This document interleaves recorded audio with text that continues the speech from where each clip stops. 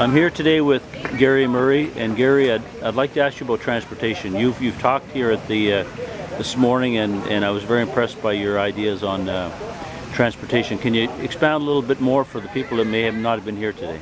Well, certainly. The purpose of our demonstration today was to enlighten the public relative to the most recent announcement made by the federal government that they were going to further reduce the subsidies provided by Via Rail, and therefore, which is going to impact on Via Rail, whereby Via at this point in time is providing a service 6 days a week, and they're now going to reduce that to 50% of the occupied time. That's certainly going to have a severe impact on Atlantic Canada.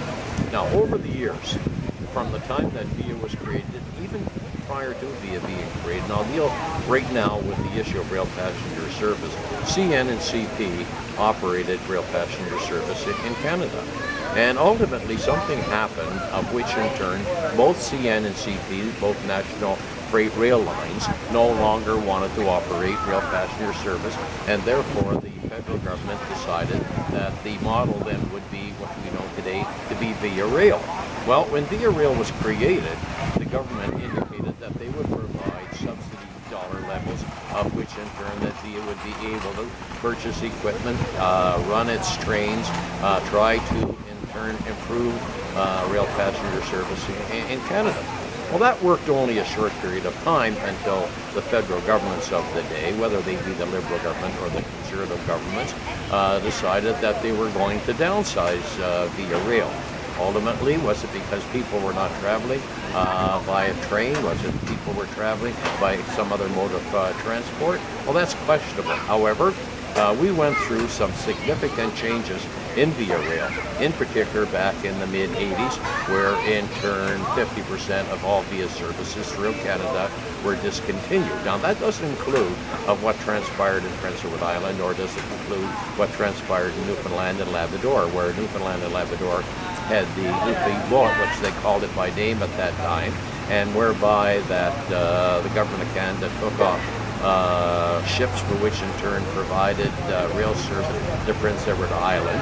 We then dealt with the services from Halifax through to Vancouver.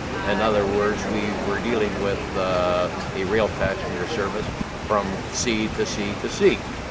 Then in turn, Via continued by virtue of government's decision to lose its subsidies, and therefore we're in the situation where we are today. As I indicated, when the Minister of Finance, Jim Clarity, federally indicated that Via's budget was going to be reduced, Via had no option or alternative but to in turn announce that they were going to reduce services. Will those services ever in turn be restored? I'm of the view, shared by many, that I don't believe that they ever will. If anything, I see the demise of Via services in Atlantic Canada being discontinued. Will this impact on Western Canada? I understand that the Western Transcontinental Train, which operates between Toronto and Winnipeg and Vancouver, is going to be reduced to what we refer to as the shoulder season. The shoulder season is usually from October through to March, April, then in turn they would go back into its full operations. That is where I see the rail passenger service. Now, reflective of what the government is saying, they in turn are going to put any monies that are going to be made available into the corridor.